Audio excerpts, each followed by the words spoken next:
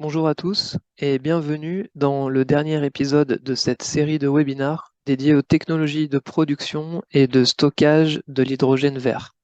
Aujourd'hui, nous allons nous concentrer sur le domaine de l'après-vente. Je serai votre intervenant aujourd'hui pour partager ma vision de l'après-vente appliquée aux domaines et aux technologies liées à l'hydrogène vert.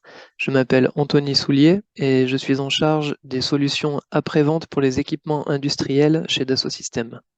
Si je dois résumer mon background en quelques mots, avant d'arriver chez Dassault Systèmes, j'ai passé une dizaine d'années dans l'industrie aéronautique, d'abord au poste d'ingénieur en conception pour développer les futures turbines d'avions puis d'hélicoptères. Ensuite, j'ai évolué vers un poste de contrôleur financier pour comprendre un peu mieux les enjeux économiques liés au programme dans l'aéronautique. Et enfin, j'ai rejoint le programme après-vente pour prendre en charge les activités liées aux hélicoptères. Et donc, j'étais responsable de la coordination des activités liées à la rechange, aux réparations, à la documentation technique, mais aussi en charge de négocier les contrats à venir pour les équipements montés sur les hélicoptères. Alors, au sommaire de ce webinar, nous allons commencer par un rappel du contexte dans lequel s'inscrit l'essor de l'hydrogène vert. Ensuite, nous aborderons quelques-uns des enjeux auxquels ces technologies vont devoir faire face. Plus précisément, nous parlerons de la dépendance aux terres rares, de l'enjeu de performance des équipements industriels, de la manière dont on peut les maintenir en conditions opérationnelles, et enfin, on parlera de la sécurité des utilisateurs. Commençons par quelques éléments de contexte. Nous allons détailler pourquoi la filière de production et de stockage d'hydrogène vert est un sujet d'actualité qui nous concerne tous. Avant de rentrer dans le vif du sujet, on va repartir du contexte global qui est le réchauffement climatique. Comme vous le savez, l'enjeu majeur sous-jacent, c'est la décarbonation de l'activité économique mondiale pour limiter ce réchauffement climatique. Lorsqu'on se projette au cours des décennies à venir, on entrevoit qu'un réchauffement de quelques degrés, induit par les activités humaines, aura des répercussions irréversibles sur la biodiversité. On voit aussi que il est probable que ce dérèglement climatique, dont nous sommes à l'origine, entraînera un désordre sur le plan géopolitique, forçant les populations à s'adapter à des conditions de vie moins propices et allant même jusqu'à obliger certains à l'exil climatique. On voit quand même qu'une prise de conscience collective s'intensifie ces dernières années, au fur et à mesure que les preuves du phénomène de réchauffement climatique s'accumulent. Et face à ces perspectives plutôt alarmantes, force est de constater qu'un consensus international s'installe progressivement. Des objectifs de limitation du réchauffement climatique sont mis sur la table et sont discutés par les dirigeants politiques au niveau mondial. Ces engagements ont notamment conduit à l'accord de Paris lors de la COP 21, qui vise à réduire les émissions de gaz à effet de serre pour contenir le réchauffement climatique sous la barre des 1,5 degrés d'ici à la fin du siècle. Bien que peu contraignants jusqu'à présent, ces engagements politiques ont des effets sur la législation vis-à-vis de l'émission de gaz à effet de serre, mais aussi sur l'orientation des subventions et des financements publics vers ce qu'on appelle couramment la transition écologique. Et c'est donc dans ce contexte que l'on voit une structuration des filières de production et de stockage d'énergie peu carbonée, par opposition aux énergies fossiles comme le charbon, le pétrole ou le gaz. Alors, le premier vecteur de ce sevrage aux énergies fossiles, c'est la production d'électricité grâce aux énergies renouvelables de type hydrolien, solaire et éolien.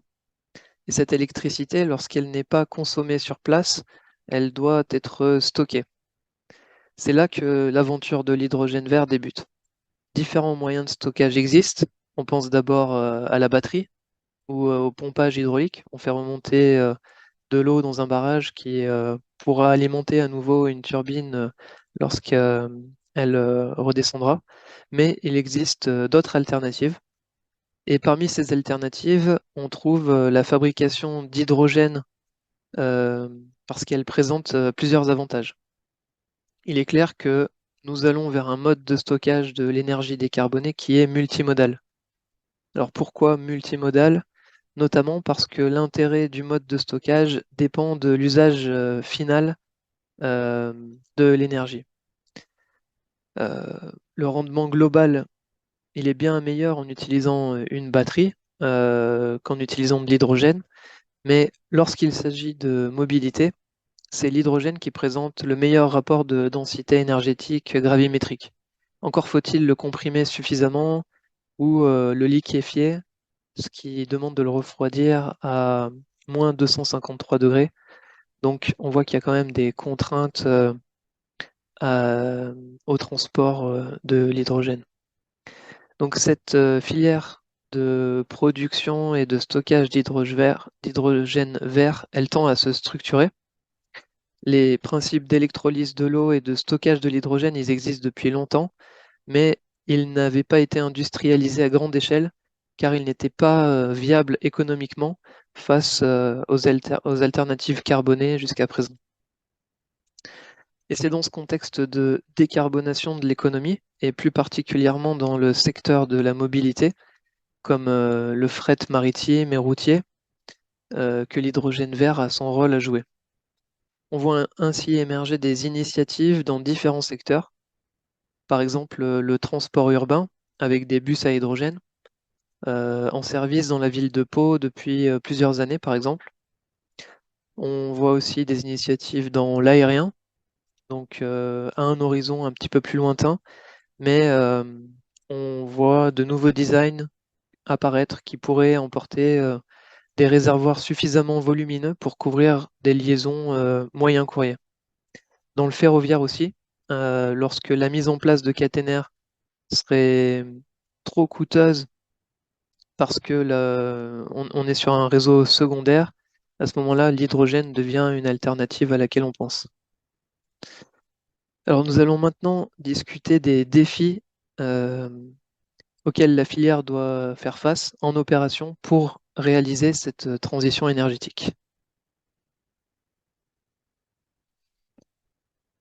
Si on regarde les choses sous un point de vue financier, dans un premier temps, les investisseurs s'intéressent au CAPEX à mobiliser pour construire la chaîne de valeur autour de l'hydrogène vert.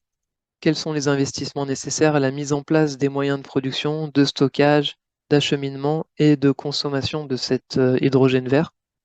Et la problématique du coût de ces technologies est bien entendu un élément clé dans son adoption et son déploiement à grande échelle. Le coût global, quant à lui, il est largement impacté par les OPEX, qui sont les coûts récurrents d'utilisation et de maintenance sur les équipements tout au long de leur vie en service. Et comme on parle d'après-vente, on va développer ce point-là. Le déploiement industriel des technologies de production et de stockage d'hydrogène, il se confronte à plusieurs défis qu'il va falloir surmonter dans les années qui viennent. Et en voici certains qui me paraissent déterminants. D'abord, la dépendance aux terres rares, l'électrification massive des systèmes qui étaient alimentés jusqu'ici par des énergies fossiles, met sous tension l'approvisionnement de nombreux éléments chimiques rares. Vient ensuite la performance opérationnelle. Pour assurer la transition, il faut que la technologie de remplacement soit efficace et rentable pour les exploitants.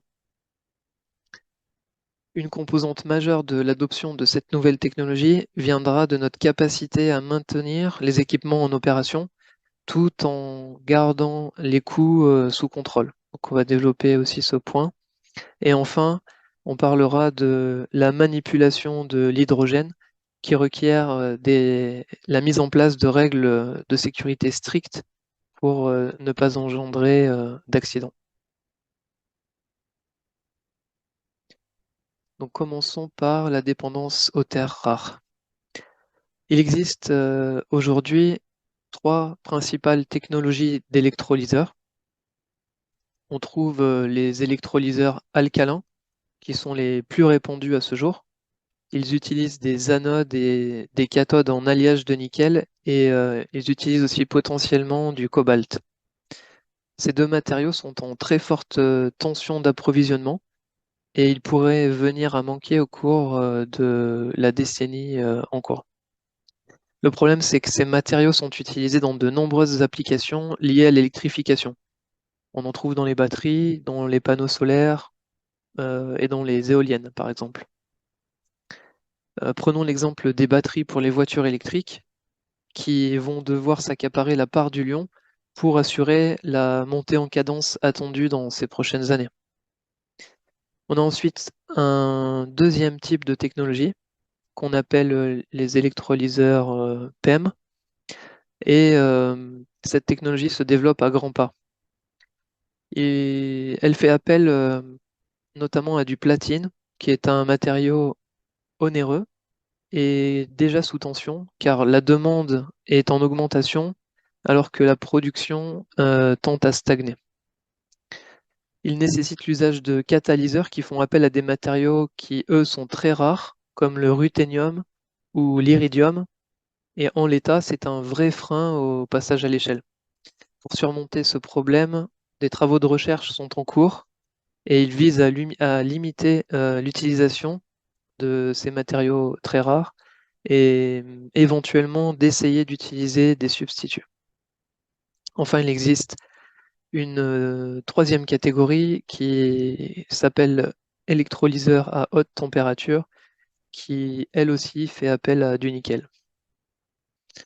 Alors dans ce contexte, la première réponse à la dépendance aux terres rares est celle qui consiste à limiter son exposition.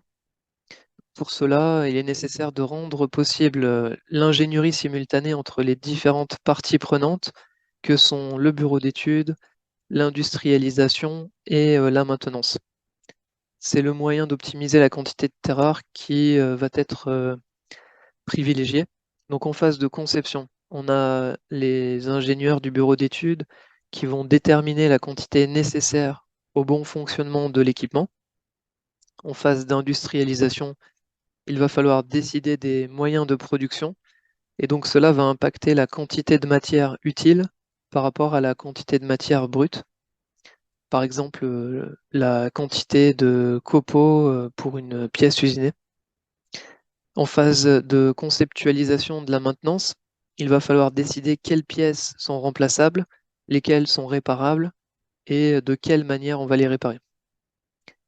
Lorsqu'il s'agit de terres rares, on préférera sans doute réutiliser au maximum les pièces en contenant, même si pour cela, il faut passer du temps à les réparer pour restaurer leur potentiel de fonctionnement.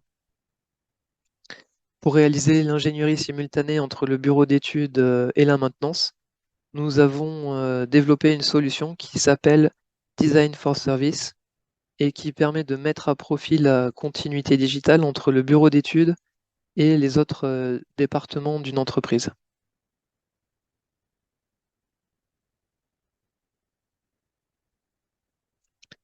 Donc voici un schéma qui vous montre les différentes étapes que l'on va adresser grâce à cette solution. Donc on va d'abord pouvoir déterminer les concepts de maintenance adéquats à un équipement, vérifier qu'on est capable de démonter les sous-ensembles et les remonter. On va aussi identifier des zones à éviter euh, pour réaliser cette maintenance le cas échéant. Vérifier l'ergonomie pour que la maintenance puisse être effectuée en sécurité et avec les outils adéquats. Et tout cela va être réalisé de manière simultanée en impliquant et en faisant collaborer les différentes parties prenantes. On a tendance à voir la maintenance prise en compte trop tard dans le cycle de développement du produit. Et cette solution permet de prendre en compte ces enjeux dès les premiers coups de crayon et ainsi d'influer euh, sur le design et trouver un compromis qui satisfasse à la fois les fonctions, euh, la capacité à produire le équipement et la capacité à le maintenir. Une fois que l'on a figé les concepts de maintenance, il faut rédiger le plan de maintenance préventive, les instructions de maintenance, de réparation et créer le catalogue de pièces de rechange. Ce sont les documents et les informations qui seront utilisés sur le terrain et qui permettront de mettre en œuvre la maintenance de manière efficace. Pour cela, nous avons une seconde solution qui s'appelle Service Process Engineering et qui permet de créer une nomenclature de services qu'on appelle SBOM, qui est dérivée de la nomenclature du bureau d'études qu'on appelle IBOM. Cette SBOM, elle reflète la manière dont un équipement peut être démonté pour effectuer des tâches de maintenance sur les sous-ensembles qui ont été démontés. C'est aussi le squelette sur lequel on va rattacher toutes les tâches de maintenance et les informations relatives à la mise en œuvre de cette maintenance sur le terrain.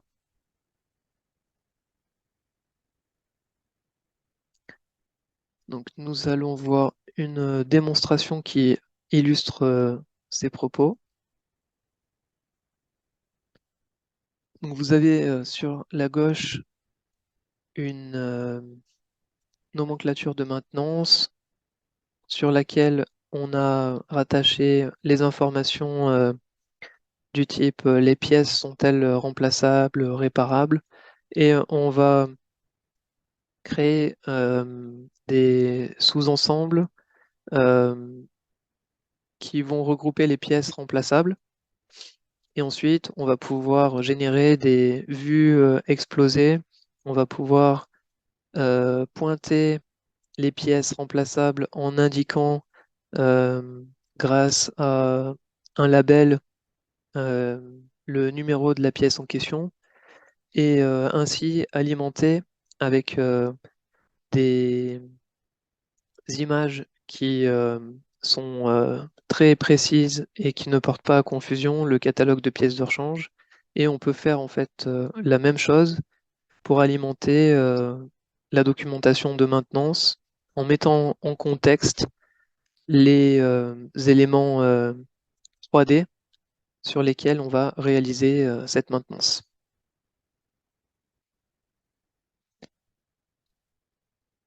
Donc, vous voyez différents rendus avec la capacité d'identifier le numéro de chaque pièce sur laquelle on pointe.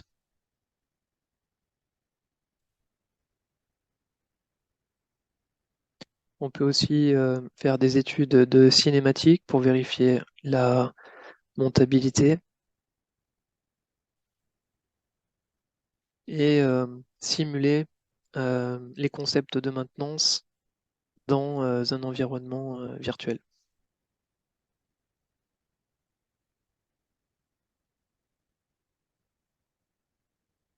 On passe maintenant à la planche sur la performance et le contrôle santé des équipements. Alors la performance des électrolyseurs, elle est indispensable lorsqu'on parle d'un usage industriel. Il faut que le système il soit à la fois fiable et performant. La maturité des technologies qui composent la chaîne de valeur de l'hydrogène vert, c'est un sujet d'actualité. On y travaille collectivement et l'objet, c'est d'arriver à industrialiser ces technologies. Si on regarde les piles à combustible, beaucoup de laboratoires et d'industriels travaillent à améliorer ses performances et sa durabilité. L'idée, c'est d'augmenter la densité énergétique, de récupérer aussi la chaleur émise par la pile à combustible en fonctionnement et d'augmenter sa durée de vie. De nombreuses améliorations sont aussi attendues du côté des électrolyseurs afin d'augmenter leur capacité de production unitaire d'environ 1 mégawatt aujourd'hui vers 1 gigawatt à l'horizon 2030. L'amélioration de ces technologies, elle consiste à passer à l'échelle supérieure tout en maîtrisant les paramètres opérationnels comme la pression interne, la température d'opération, la chaleur émise. Il faut aussi s'assurer que les membranes, les parois et les revêtements ne s'abîment pas prématurément. Et pour maîtriser la performance des équipements, on voit l'essor d'un domaine connexe qui est le contrôle de la santé des équipements.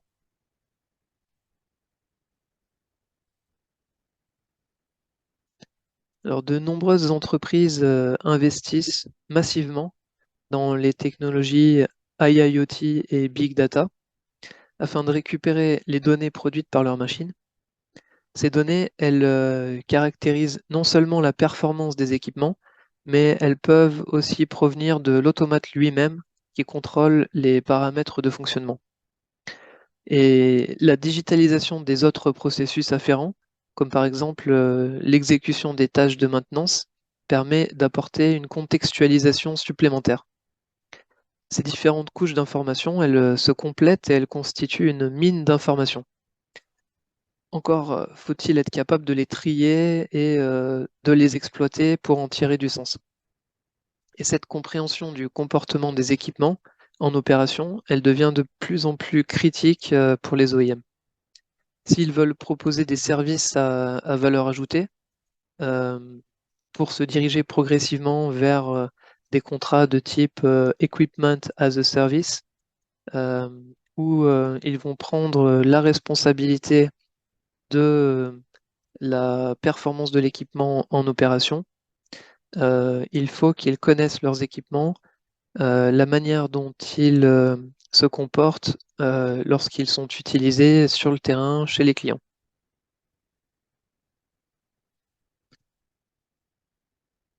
Donc voyons une démonstration euh, de suivi de santé d'un équipement. D'abord, on fait l'acquisition de données en masse euh, et ensuite on va créer des séries temporelles en allant piocher dans le data lake qui regroupe l'ensemble des données. Et ces séries temporelles, elles permettent d'identifier des tendances au cours du temps. On voit qu'on a une enveloppe ici euh, que l'on peut créer sur la base des données qui ont été récoltées. Et on peut comparer ces séries temporelles euh, ici sur plusieurs années pour euh, enlever les effets de saisonnalité. Et en comparant ces séries temporelles, on arrive à identifier des tendances. euh, et ces tendances peuvent présenter des anomalies ou des dérives. Et l'identification de ces anomalies, elle permet de pointer du doigt euh, le contexte dans lequel il y a eu un problème sur le terrain et donc d'aider à l'identification des causes racines. Et les dérives, si elles sont captées assez tôt, permettent d'anticiper les pannes qui vont survenir et donc d'éviter les modes de ruine avant qu'ils ne surviennent. Donc le contrôle santé d'un équipement est un prérequis à la maintenance préventive, maintenance prédictive. Maintenant, on va passer au maintien en condition opérationnelle des équipements.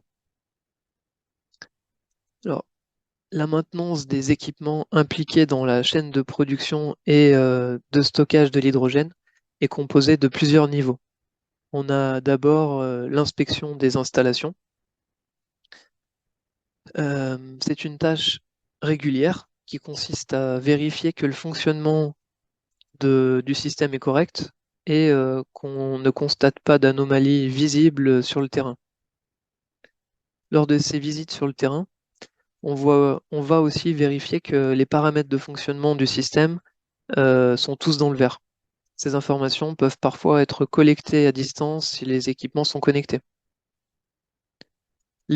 Pour les éléments les plus sollicités, on va faire une inspection plus poussée. On va apporter une plus grande attention aux sous-ensembles qui sont soumis à un environnement sévère ou qui voient du cyclage thermique ou mécanique. Il s'agit par exemple dans le système auquel on a affaire ici des réservoirs qui sont sous pression. On va vérifier visuellement qu'ils conservent leur forme d'origine. On va aussi procéder à des contrôles dimensionnels réguliers. Euh, et donc, cela va conduire à des révisions périodiques où on va inspecter de manière dimensionnelle les éléments sous pression et puis aussi vérifier les valves et les systèmes de compression, par exemple. Et puis viennent enfin les tâches de réparation qui sont plus profondes. Donc, en l'occurrence, on parle du remplacement des membranes dégradées, la réparation de composants endommagés. Donc, ça peut être les revêtements, par exemple, des platines. Et ces tâches-là sont moins courantes, pas forcément prévues, mais lorsqu'on contacte une dégradation, on peut préférer réparer ces éléments plutôt que les remplacer par des éléments neufs. Alors pour suivre ces équipements en opération, on a une solution qui s'appelle In Operation Virtual Twin Sustainment. Et cette solution permet de créer un jumeau virtuel spécifique à chaque équipement. C'est-à-dire que lorsqu'un équipement est installé, il peut comporter des customisations, des demandes particulières d'un client ou des besoins d'ajuster le produit pour qu'il puisse s'intégrer euh, dans son environnement de destination. On va prendre en compte ces spécificités et on va avoir le reflet euh, de l'équipement unitaire qu'on peut dire sérialisé.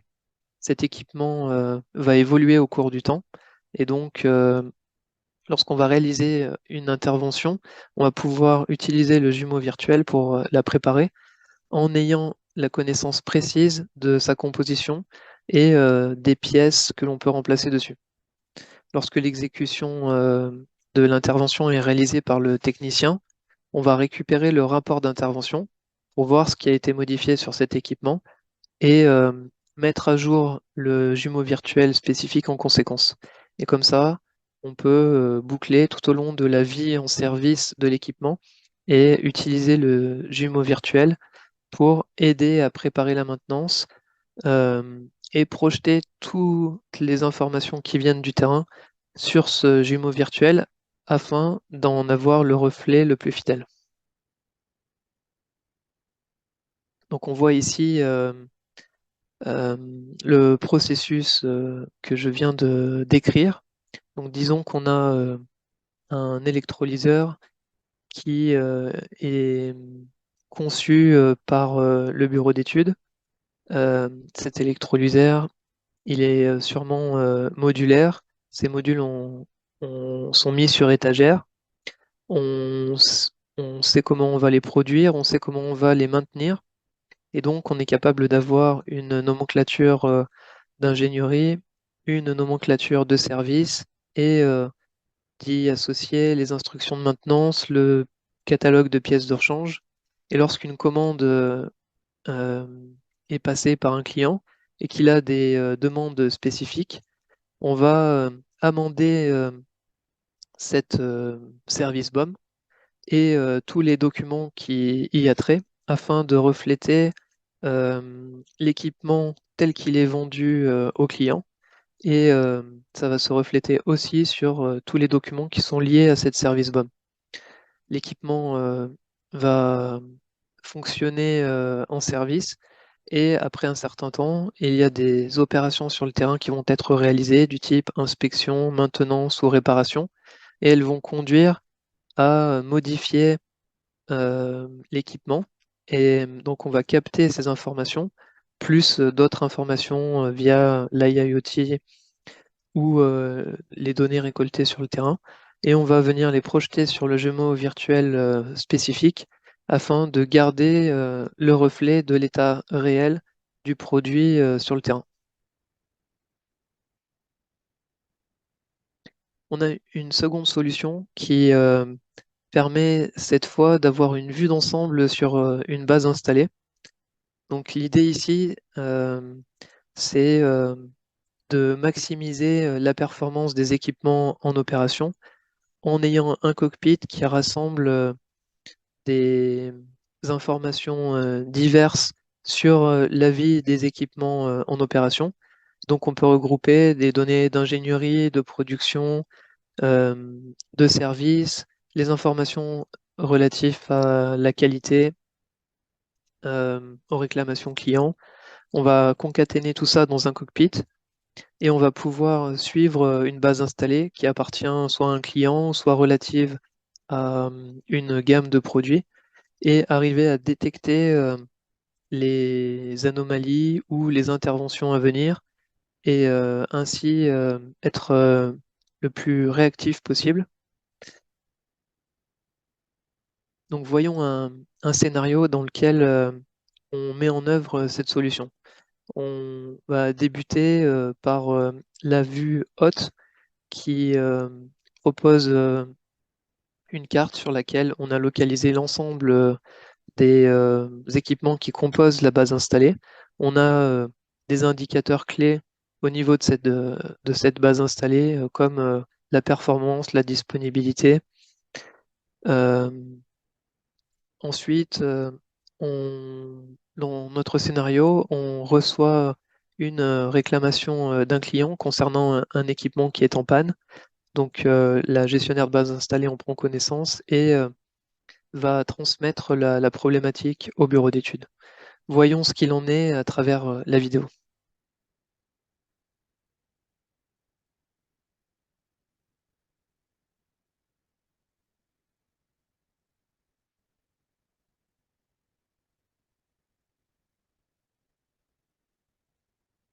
Donc, le cockpit se présente sous cette forme, euh, des indicateurs clés, euh, des informations qu'on peut projeter sur une carte.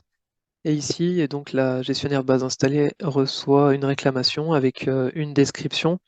Et donc, elle va chercher à savoir quelle est la machine concernée par cette problématique. Et elle peut soit accéder aux informations de cette machine directement via le numéro de série, ou alors filtrer par géographie, par client, par type de machine, et arriver à isoler la machine en question. Donc, une fois qu'on a repéré la machine, on peut ouvrir un nouvel onglet avec les propriétés de la machine, une vue en 3 dimensions, et puis avoir des informations diverses comme des données contractuelles, des données de performance, et aussi des données sur les interventions passées qui ont été réalisées sur cette machine. Ces interventions, elles sont localisées dans le modèle 3D. Et donc, on peut aller voir, en l'occurrence, sur quelle pièce porte la réclamation. On voit ici qu'il s'agit du moteur qui est tombé en panne. Et donc, on va pouvoir créer une demande d'analyse, voire de modification auprès du bureau d'études. Donc, l'ingénieur conception reçoit cette demande d'analyse. Il peut prendre connaissance du détail de la problématique. Euh, il a aussi tout l'historique de la machine. Et en fait, il va avoir la capacité d'accéder aux informations sur l'ensemble des machines similaires et identifier si ce problème est déjà apparu sur d'autres machines ou alors quelles sont les alternatives de produits qui pourraient être montées sur cette machine. Et donc, il identifie que ce moteur qui a été surutilisé, devrait être remplacé par une version plus puissante et il fait une analyse de redescente d'un moteur plus puissant appartenant à une gamme euh, d'électrolyseurs de plus grande puissance. Une fois qu'il a décidé de modifier l'ancien moteur par le nouveau, il crée une demande de modification dans laquelle on va venir rédiger la procédure qui consiste à remplacer l'ancien moteur par le nouveau. Donc on rend disponible dans les variantes le nouveau moteur. Et puis on va venir rédiger les instructions correspondantes.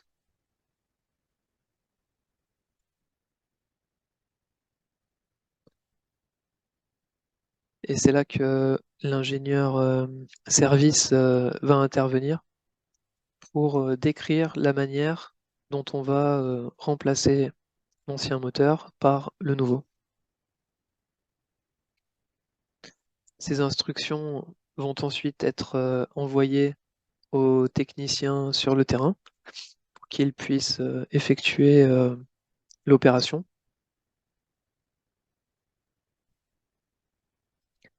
Le technicien a un descriptif du problème, de la solution proposée et de la manière de la mettre en œuvre, ce qui va lui permettre de réaliser dans de bonnes conditions l'opération. Et une fois que le moteur a été remplacé, le rapport d'intervention est analysé par la gestionnaire de base installée et elle peut valider l'implémentation du nouveau moteur, ce qui va être reflété sur le jumeau numérique spécifique de cette machine en opération.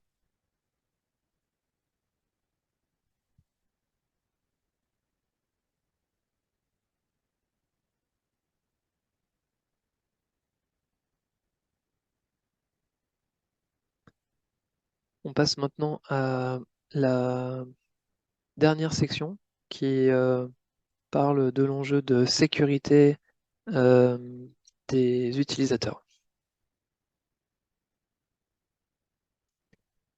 Alors, si on parle du rendement global de la chaîne hydrogène appliquée à la mobilité, elle se situe dans une fourchette de 20 à 30% selon les applications, en prenant en compte l'électrolyse de l'eau, la chaîne logistique et la pile à combustible. Et on peut se dire que l'usage de la batterie, elle améliorerait significativement ce rendement, mais en fait, la batterie a l'inconvénient d'être lourde et coûteuse. Et c'est pourquoi l'hydrogène, il joue dans cette chaîne un rôle de vecteur d'énergie. Alors on parle de vecteur d'énergie parce qu'il est convertible. On passe de l'électricité à l'hydrogène, puis de l'hydrogène à l'électricité pour alimenter un moteur électrique. Et cet hydrogène, il est aussi transportable. Les sources d'énergie renouvelables, comme l'hydraulique, l'éolien, le solaire, ne sont pas souvent localisées à proximité des lieux de consommation. D'autre part, tous les pays ne sont pas équipés de centrales nucléaires, comme peut l'être la France. Donc dans ces conditions, le transport d'énergie verte s'avère être une nécessité. Et cet hydrogène vert, ben, en fait, c'est l'un des moyens privilégiés pour assurer ce transport depuis la zone de production euh, d'énergie renouvelable ou peu carbonée vers la zone de consommation. Et c'est d'autant plus vrai lorsque l'on parle de mobilité, car il faut démultiplier les centres de distribution. Alors, si on revient à l'hydrogène, quand on veut le transporter, à l'état liquide, il faut qu'il soit à température cryogénique et sa densité énergétique volumique, elle reste 4 fois supérieure à celle de l'essence. Ce qui veut dire qu'on a besoin d'un réservoir 4 fois supérieur, 4 fois plus grand que celui d'un réservoir à essence. Et en plus, cet hydrogène, il est hautement inflammable. Donc on voit que euh, transporter de l'hydrogène amène à de nouvelles contraintes par rapport aux énergies fossiles classiques. L'hydrogène, il existe aussi à l'état gazeux comprimé pour le transporter, mais il faut compter sur plusieurs centaines de bars de pression pour que le transport soit rentable. Donc c'est à la fois coûteux de comprimer cet hydrogène et potentiellement dangereux en cas d'accident lors du transport. Et enfin, il peut aussi être transformé chimiquement, cet hydrogène, pour le transporter de manière plus sécurisée. Donc on imagine plusieurs formes pour cela. Euh, il existe le LOHC, mais on pourrait aussi transformer l'hydrogène en ammoniac ou en méthanol en utilisant du CO2, afin d'utiliser des moyens, dans ce cas-là, conventionnels pour transporter l'hydrogène, comme si c'était un carburant fossile. On voit donc que l'hydrogène, il doit être transporté de manière encadrée et que cet encadrement, il doit être fait via une réglementation qui repose sur des processus qualité fiables et qui sont respectés à la lettre, parce que les conséquences euh, peuvent porter à préjudice. Alors pour gérer ce référentiel qualité de manière rigoureuse, on a une solution qui s'appelle Field Quality Intelligence et elle permet de prendre en compte les problèmes qui arrivent sur le terrain et d'éviter d'en faire des problèmes récurrents. Le but, c'est d'améliorer la satisfaction client, de réduire les coûts de qualité et puis d'avoir un référentiel qualité qui soit euh, respecté de manière rigoureuse. Donc ça commence par l'identification d'un problème en opération et la mise en place d'un processus de résolution strict en identifiant les parties prenantes et en ayant des outils adéquats qui vont passer par la recherche d'analyse, par la recherche des causes racines, puis leur analyse pour aboutir à des actions correctives et éventuellement préventives qui concernent l'équipement en question sur lequel on a un problème, mais qui peut aussi s'étendre aux équipements similaires en opération, voire aux équipements qui sont en production ou qui seront produits à l'avenir. On va prendre en compte le retour d'expérience sur le terrain pour limiter l'apparition de problèmes similaires sur l'ensemble des équipements.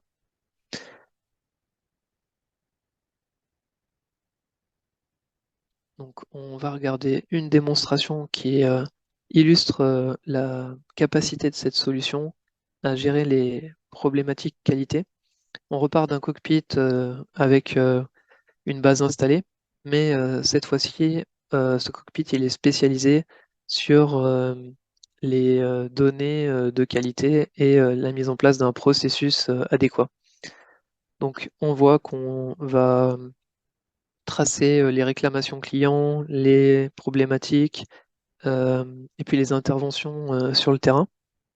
On va pouvoir accéder à l'historique de ces interventions, de ces réclamations, et puis via une matrice de Mac, identifier où est-ce qu'on a statistiquement euh, le plus de problèmes. Est-ce qu'on a des maillons faibles d'un point de vue de la conception, ou alors est-ce qu'il y a des situations particulières qui conduisent à générer des incidents?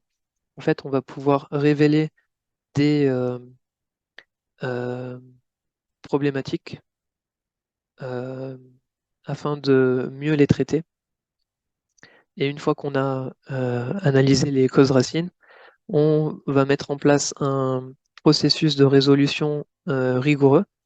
On a pu voir à travers le schéma ici, qui fait appel aux personnes qui doivent utiliser les outils de résolution, ceux qui doivent valider le processus et ainsi s'assurer que on n'a pas traité un problème ponctuel sans avoir réfléchi à, aux conséquences qu'il peut avoir ou alors euh, sans s'être posé la question de la réplication de la solution d'un problème ponctuel sur le reste des individus de la base installée ou les futurs produits.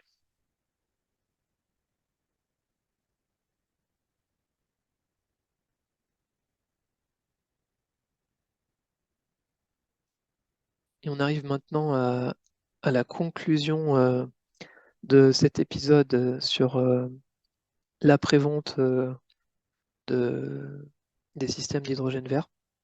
Donc, comme on a pu le voir au cours de cette présentation, les technologies de production et de stockage d'hydrogène vert sont appelées à se développer dans le cadre de la transition écologique vers une économie décarbonée. Et pour réussir cette transformation, il va falloir assurer une montée en cadence rapide pour répondre à la demande qui est en plein essor. Et dans le même temps, ces technologies doivent être améliorées afin d'être moins consommatrices de terres rares. Elles doivent être exploitées de manière industrielle tout en garantissant un haut niveau de performance, de disponibilité et de sécurité. Pour surmonter ces défis, le jumeau numérique peut jouer un rôle qui est déterminant. C'est le cas dès la phase de conception pour définir les concepts de maintenance adéquats. C'est aussi le cas tout au long de la vie en service, comme on a pu en discuter au cours de ce webinaire.